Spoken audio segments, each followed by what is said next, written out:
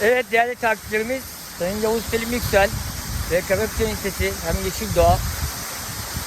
Doğayı tanıtmaya da devam ediyoruz. Şu anda bulunduğumuz yer Kanlıçay Şelalesi değerli takipçilerimiz.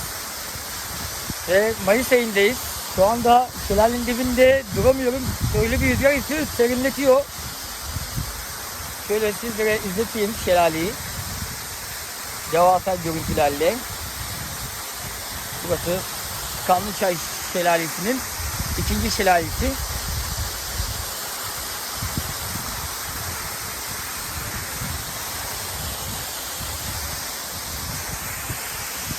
Şöyle devasa görüntülerle videomuzu bitireceğiz şimdi.